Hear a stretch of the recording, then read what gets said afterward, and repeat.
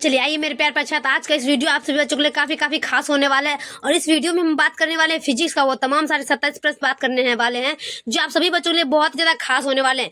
तो आइए मेरे प्यार प्रछात, सबसे पहले आप लोग मेरे प्यार प्रछात इस चैनल पर जो भी छात्र नए होंगे चैनल को लाइक जरूर कर दीजिएगा और घंटी का बटन दबा करके चैनल को सब्सक्राइब जरूर कर लीजिएगा ताकि आने वाली नोटिफिकेशन सबसे पहले आप लोग के पास पहुंच जाए।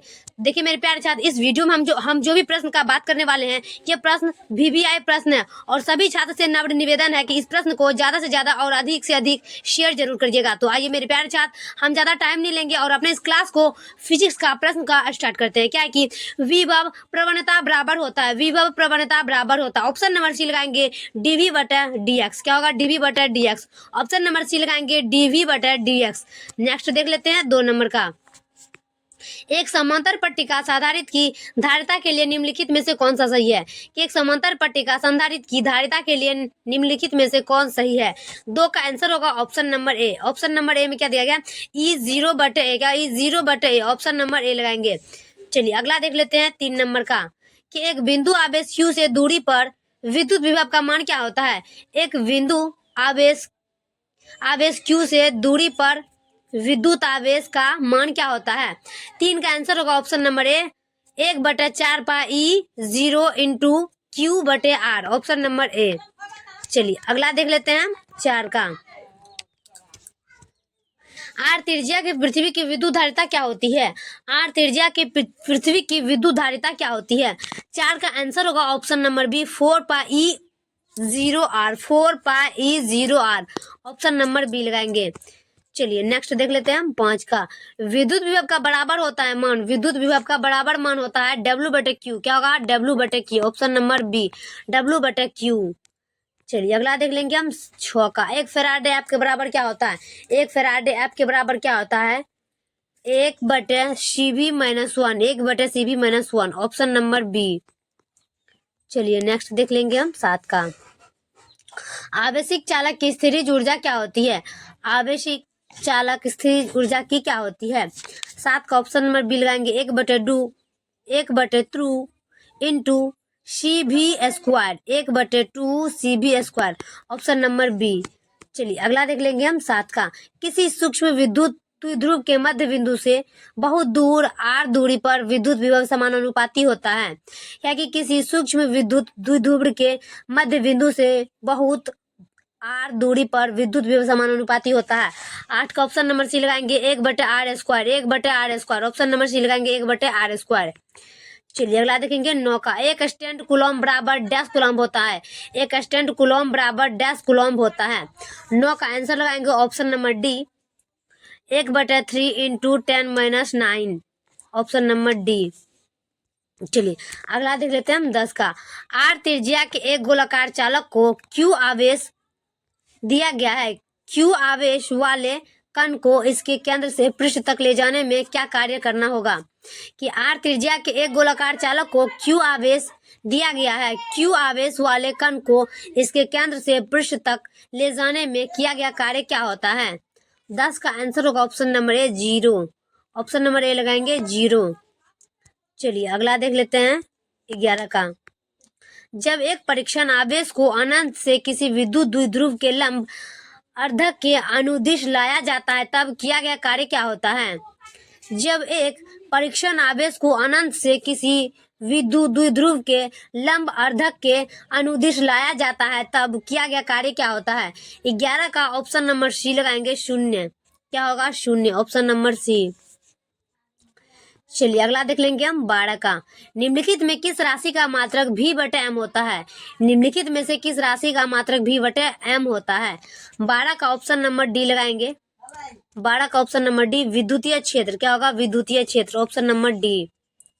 चलिए अगला देख लेंगे हम 13 का। प्रभावी धारिता MUF को प्राप्त करने के लिए सिर्फ 2UF के कम से कम कितने संधारित्र की आवश्यकता होगी? प्रभावी धारिता 5UF को प्राप्त करने के लिए सिर्फ 2UF के कम से कम कितने संधारित्र की आवश्यकता होगी? 13 का आंसर हो जाएगा ऑप्शन नंबर ए 4। क्या होगा? Option number A 4। चलिए अगला देखते हैं 14 का। ए तथा बी के बीच समतुल्य धारिता क्या होती है? ए तथा बी के बीच समतुल्य धारिता क्या होती है? आप लोग अपने कॉपी या बुक से नोट करके इसमें लिख लीजिएगा और इसका हम आंसर बता रहे हैं। इसका आंसर होगा 14 का ऑप्शन नंबर ए। चलिए 15 का देख लेते हैं। यदि शीशे की एक पट्टी को वायु संधारित्र की प्लेटों के बीच खिसकाया जाए तो इसकी धारिता क्या होगी? यदि शीशे की एक पट्टी को वायु संधारित्र के प्लेटों के बीच खिसकाया जाए तो इसकी धारिता क्या होगी? 15 का ऑप्शन नंबर ए लगाएंगे, बढ़ेगी। क्या होगा? बढ़ेगी। चलिए नेक्स्ट देख लेंगे हम 16 का। यदि 100 भी तक आवेशित करने पर एक संधारित्र की संचित ऊर्जा 1 जूल हो तो संधारित्र की धारिता क्या होगी? यदि 100 भी तक आवेशित करने पर एक संधारित्र की संचित ऊर्जा 1 जूल हो तो संधारित्र की धारिता क्या होगी? 16 का आंसर हो जाएगा option number B, 2 × 10⁻⁴F। 2 × 10⁻⁴F option number B. चलिए अगला देख लेंगे हम 17 का। 1 UF धारिता के दो संधारित्र समांतर क्रम में जुड़े हैं। इनके श्रेणी क्रम में 0.5 UF का एक तीसरा संधारित्र जुड़ा है। परिणामी क्या होगा? कि 1 UF धारिता के दो संधारित्र समांतर क्रम में जुड़े हैं। इनके श्रेणी क्रम में 0.5 UF का एक तीसरा संधारित्र जुड़ा है। परिणामी क्या होगा? 17 का ऑप्शन नंबर डी लगाएंगे, 0.4 UF। 0.4 UF option number D. 18 का। आवेशित संधारित्र पर संग्राहक पट्टिका और संघनन पट्टिका का आवेशों का योग क्या होता है? आवेशित संधारित्र पर संग्राहक पट्टिका और संघनन पट्टिका के आवेशों का योग क्या होता है? 18 का ऑप्शन नंबर ए लगाएंगे, 0। क्या होगा? 0। चलिए 19 का। दो समान धारिता C वाले संधारित्र को समांतर क्रम में जोड़ने पर इसकी समतुल्य धारिता क्या होगी? दो समान धारिता C वाले संधारित्र को समांतर क्रम में जोड़ने पर इसकी समतुल्य धारिता क्या होगी? 20 का ऑप्शन नंबर सी लगाएंगे, C/2। Option number C, C/2। चलिए अगला देख लेंगे हम 20 का। विद्युत धारिता का मात्रक क्या होता है? विद्युत धारिता का मात्रक होता है फेराड। ऑप्शन नंबर सी लगाएंगे, विद्युत धारिता का मात्रक होता है फेराड। चलिए 21 का। एक परावैद्युत समांतर पट्टिका संधारित्र के पट्टिकों के बीच डाल देने पर धारिता का मान क्या होता है? एक परावैद्युत समांतर पट्टिका संधारित्र की पट्टिकों के बीच डाल देने पर धारिता का मान क्या होता है? 21 का ऑप्शन नंबर ए लगाएंगे, बढ़ता है। Option number A. चलिए 22 का। तीन संधारित्र जिनमें प्रत्येक की धारिता C है, श्रेणी क्रम में जुड़े, इनकी तुल्य धारिता क्या होगी? तीन संधारित्र जिनमें प्रत्येक की धारिता C है, श्रेणी क्रम में जुड़े, इनकी तुल्य धारिता क्या है? 22 का ऑप्शन नंबर सी लगाएंगे, C/3। ऑप्शन नंबर सी। 23 का। 1D ग्राफ जनित्र एक ऐसी युक्ति है जो उत्पन्न करती है। 1D ग्राफ जनित्र एक ऐसी युक्ति है जो उत्पन्न करती है। 23 का ऑप्शन नंबर सी लगाएंगे, उच्च वोल्टता। ऑप्शन नंबर सी, उच्च वोल्टता। 24 का। समान धारिता के तीन संधारित्रों के श्रेणी क्रम में जोड़ने पर तुल्य धारिता 6 UF होती है। यदि इन्हें समांतर क्रम में जोड़ा जाए तो धारिता क्या होगी?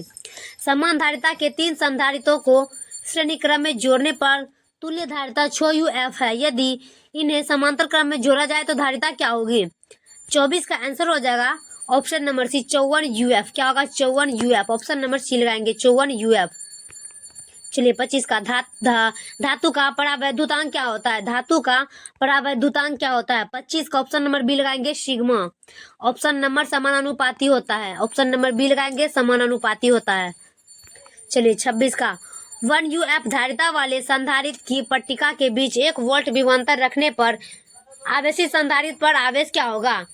एक UF धारिता वाले संधारित्र को पट्टिकों के बीच 1 वोल्ट विभवांतर रखने पर आवेशित संधारित्र पर आवेश मान क्या होता है? 26 का आंसर हो जाएगा option number B. Option number B, 1 UC। Option number B. चलिए अगला देख लेंगे हम 27 का। लास्ट प्रश्न 27 का। 64 समरूप बूंदे जिसमें प्रत्येक की धारिता 5 UF है मिलकर एक बड़ा बूंद बनाते हैं। बड़े बूंद की धारिता क्या होगी? अब देखिए यहाँ पर बात कर रही है कि 64 समरूप बूंदे जिसमें प्रत्येक की धारिता 5 UF है मिलकर एक बड़ा बूंद बनाते हैं। बड़े बूंद की धारिता क्या होगी? बड़े बूंद की धारिता होगी 20 UF। क्या होगा? 20 UF। ऑप्शन नंबर बी लगाएंगे। चलिए मेरे प्यारे साथ फाइनली मेरे प्यारे साथ मेरा वीडियो कैसा लगे कमेंट बॉक्स में जरूर बताइएगा। तब तक के लिए नेक्स्ट वीडियो में मिलते हैं। जय हिंद, जय भारत।